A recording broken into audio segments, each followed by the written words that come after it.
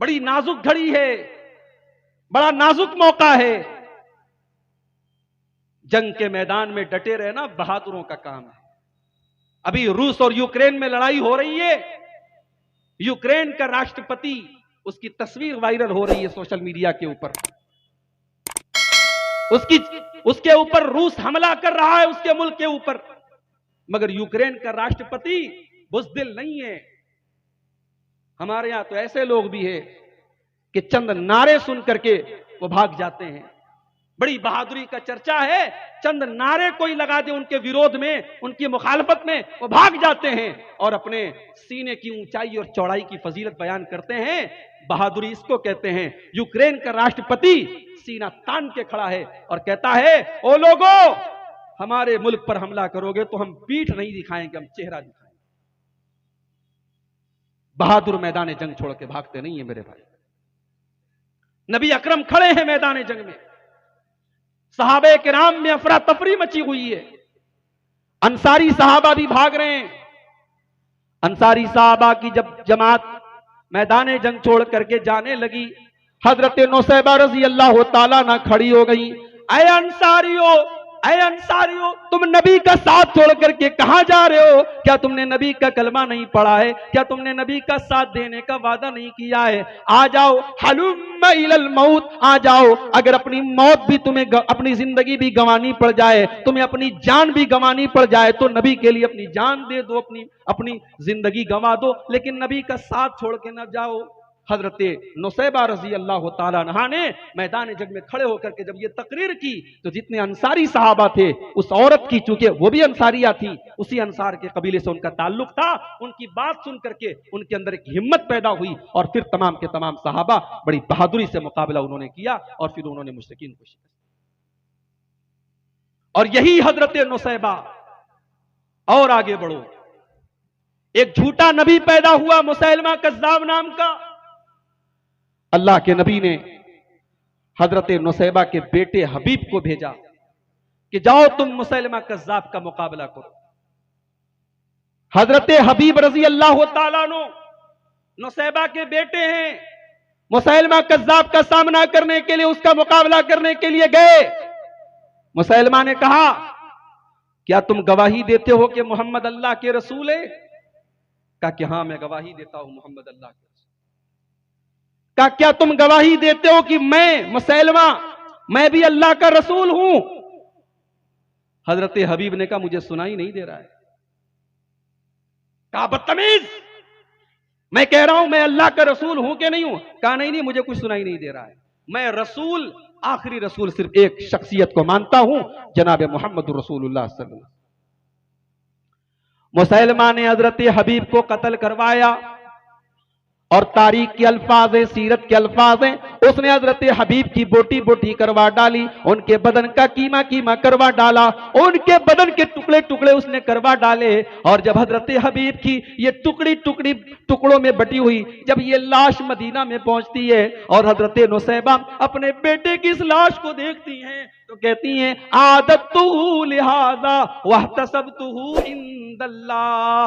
हो लोगो, आज मेरे बेटे की ये कटी फटी लाश मेरे सामने मौजूद है।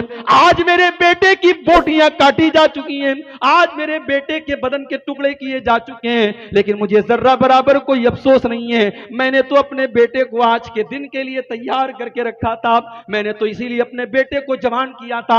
आज मेरे बेटे की जिंदगी इस्लाम के काम आई है, आज मेरे बेटे की जिंदगी मोहम्मद रसूलुल्लाह के काम आई है। मैंने तो अपने बेटे को इसी दिन के लिए तैयार किया था। नबी के सहाबा और नबी की सहाबियात, हमारा अकीदा सुन लो, अहले हदीस का अकीदा सुन लो।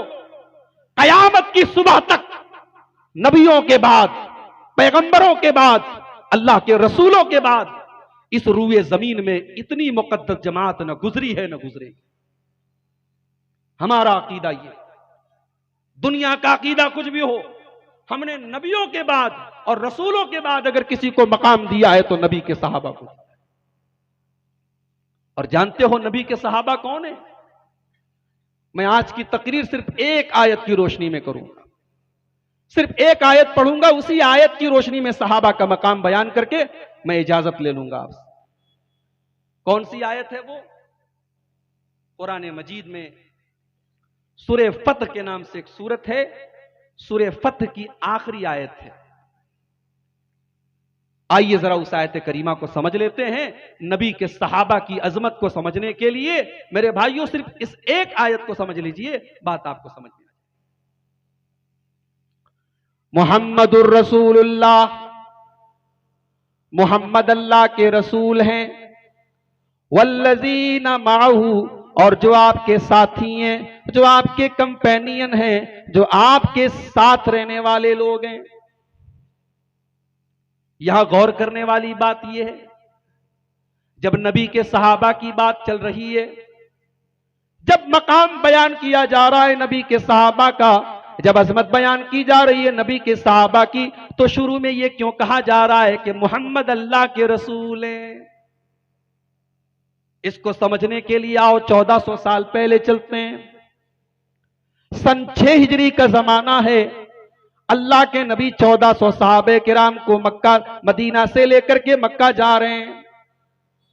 इहराम पहने हुए, उम्रा करने के इरादे से अल्लाह के नबी निकले हुए हैं। हुदैबिया नाम की एक जगह पर मक्का के काफिरों ने रोक लिया। ऐ मोहम्मद, आप मक्के में एंट्री नहीं कर सकते। ऐ मोहम्मद, आपके सहाबा मक्के में एंट्री नहीं कर सकते, आप मक्का में दाखिल नहीं हो सकते। कहा क्यों? हम तो कोई हथियार लेके नहीं आए, हम तो लड़ने के लिए नहीं आए, हम तो इहराम का कपड़ा पहन करके आए हैं, हमारे साथ तो कुर्बानी के जानवर भी है, हम तो उम्रा करने के लिए आए हैं, हम तो अल्लाह के घर का तवाफ करने के लिए आए हैं, तुम हमको क्यों रोक रहे हो? ऐ मोहम्मद, हम आपको उम्रा करने भी नहीं देंगे। आपने हमारे दीन से बगावत की है और आपने नया दीन कायम कर लिया है, हम आपको खाने काबा का तवाफ भी नहीं करने देंगे, हम उम्रा भी करने नहीं देंगे। सहाबा भी अड़ गए, हम तो आए हैं उम्रा करके जाएंगे। अल्लाह के नबी ने देखा बहुत मसला गर्म हो रहा है। अल्लाह के नबी ने हजरत उस्मान गनी से कहा, ऐ उस्मान, एक काम करो, तुम मक्का वालों के पास जाकर के उनसे बात करो, उनसे डिस्कशन करो, उनसे गुफ्तगू करो और उनको समझाने की कोशिश करो कि हम उम्रा करने के लिए आए हैं। उस्मान गनी मक्का गए, मक्का के काफिरों ने उनको रोक लिया।